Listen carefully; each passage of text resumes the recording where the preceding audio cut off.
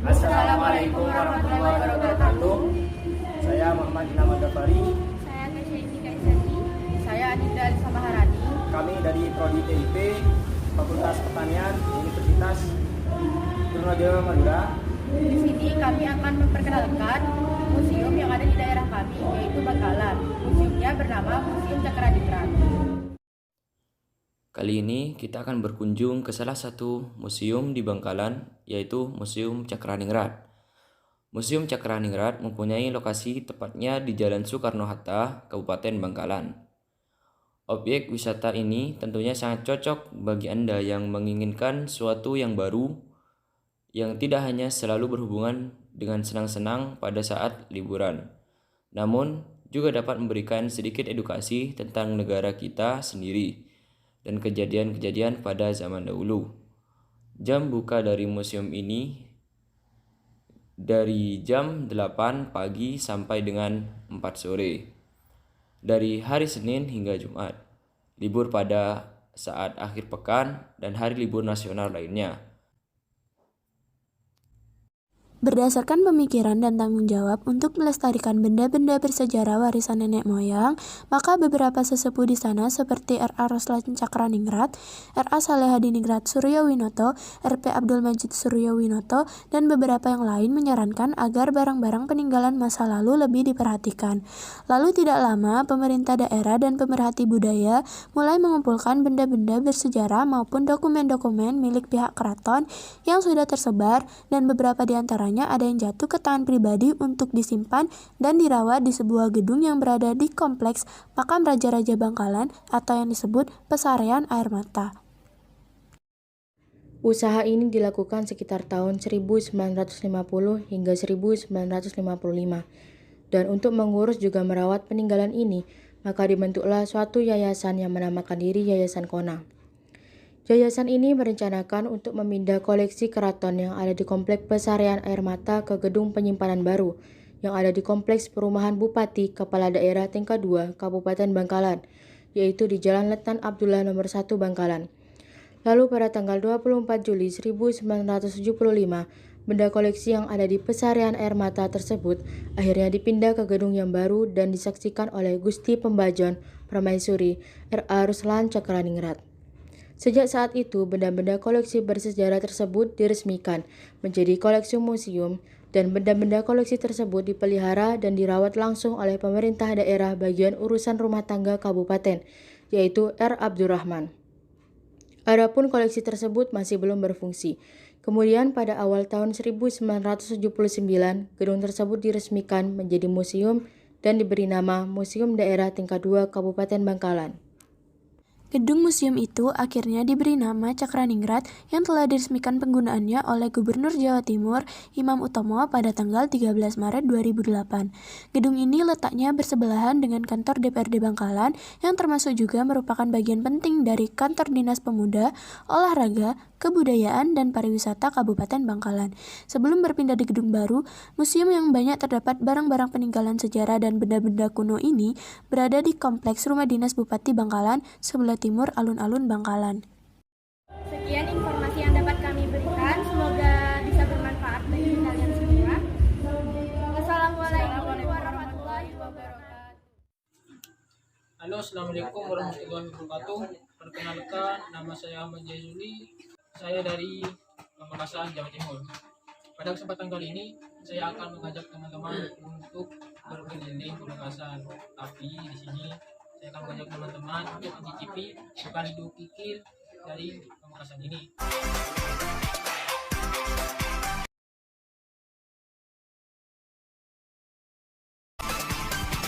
Assalamualaikum, perkenalkan nama saya Ardi Fajar Isnaini. Di sini saya akan memperkenalkan salah satu makanan khas daerah Pamekasan, yaitu rujak cingur.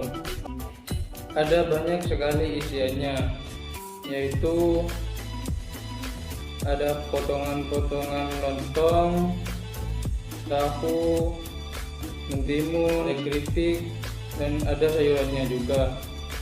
Ada jingurnya juga, dan masih banyak lagi.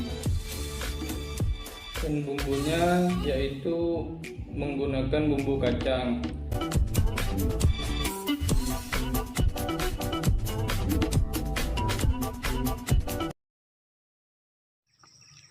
Perkenalkan, nama saya Titania Arasujevanka dari NIM 043. Di sini saya akan sedikit menceritakan tentang wisata Banyu Kuning yang berlokasi di lereng Gunung Pandan yang bertepatnya di Desa Jumblang Jati, Desa Kerondonan, Kecamatan Gondang, Kabupaten Bojonegoro.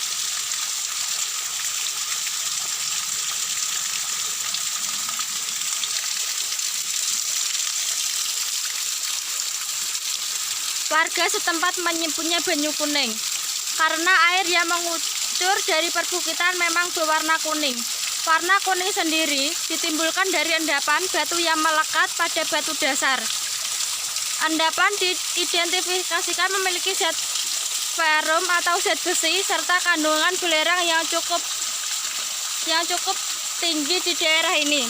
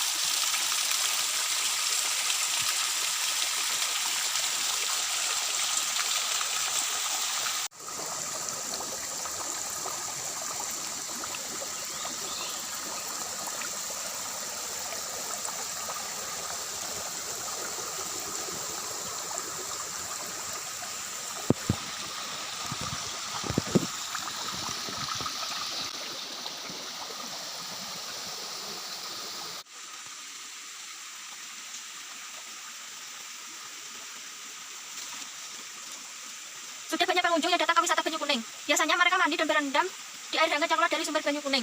Masyarakat setempat percaya bahwa sumber Banyu Kuning dapat menyembuhkan penyakit kulit seperti gatal-gatal dan sebagainya. Menurut cerita yang beredar, nasi boranan sudah ada sejak tahun 1944 dan berasal dari Dusun Kautan, Desa Sumberjo, Lamongan, Jawa Timur.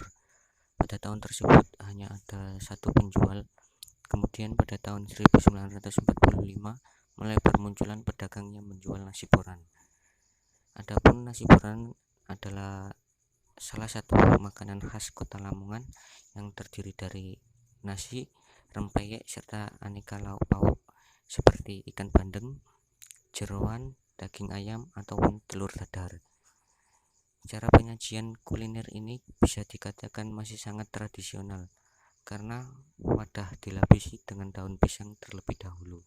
Assalamualaikum warahmatullahi wabarakatuh. Perkenalkan, nama saya Devira Triksi Arfiana dari Prodi TIP kelas B Universitas Trunojoyo Madura asal Tangerang, Banten.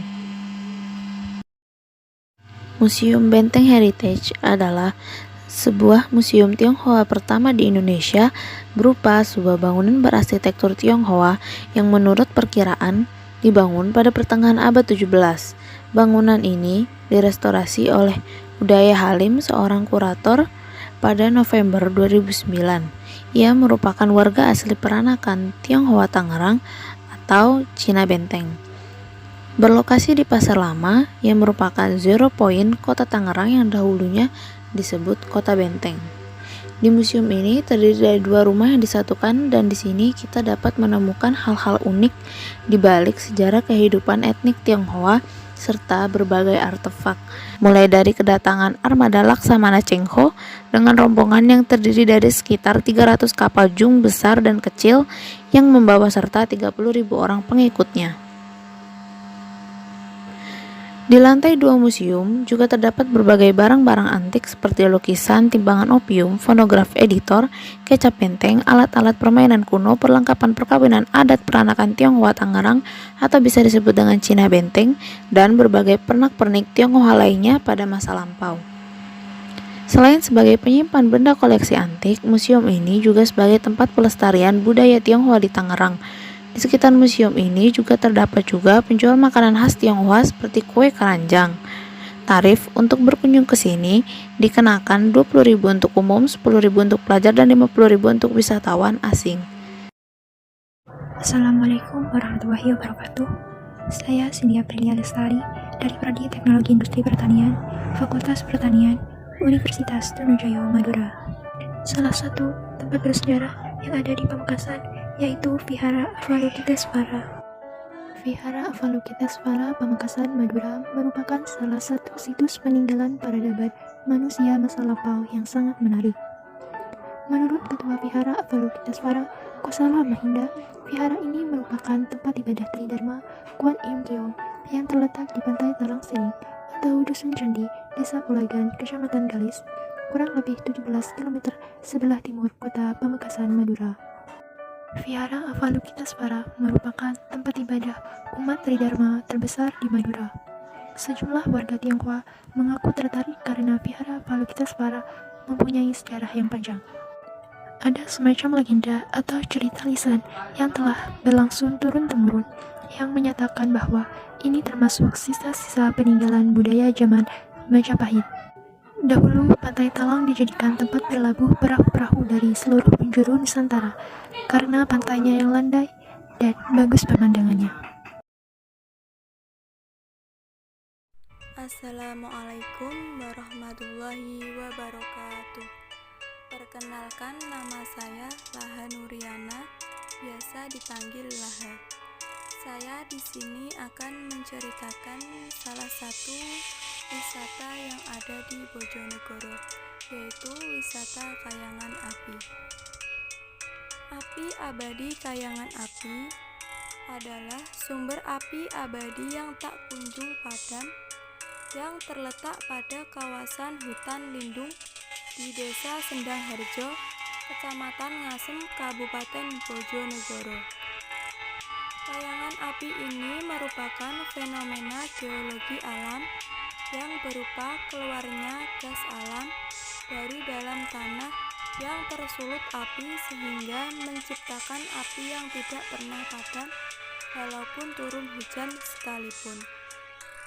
Di kayangan api ini juga ada sumberan air yang bercampur lumpur dan belerang yang dapat menyembuhkan segala penyakit kulit seperti gatal-gatal. Kayangan api ini konon katanya dahulu tempat bersemayamnya Mbah Kriyo Kusumo, Empu Supa atau lebih dikenal dengan sebutan Mbah Pande. Berasal dari kerajaan Majapahit. Di sebelah barat sumber api terdapat kubangan lumpur yang berbau belerang. Dan menurut kepercayaan saat itu, Mbah Kriyo Kusumo masih beraktivitas sebagai pembuat alat-alat pertanian dan pusaka seperti keris, tombak, cundrik, dan lain-lain. Sumber api oleh masyarakat sekitarnya masih ada yang menganggap keramat. Dan menurut cerita, api tersebut hanya boleh diambil jika ada upacara penting, seperti yang telah dilakukan pada masa lalu, seperti upacara Jumenengan, Warso Dalem Hamengkubuwono X, dan untuk mengambil api melalui suatu prasyarat, yakni selamatan, wilujengan, dan tayuban, dengan menggunakan gending, eling-eling, wani-wani, dan gunung sari, yang merupakan gending kesukaan Mbah Kriyo Kusumo. Demikian yang bisa saya sampaikan, kurang lebihnya mohon maaf. Wassalamualaikum warahmatullahi wabarakatuh.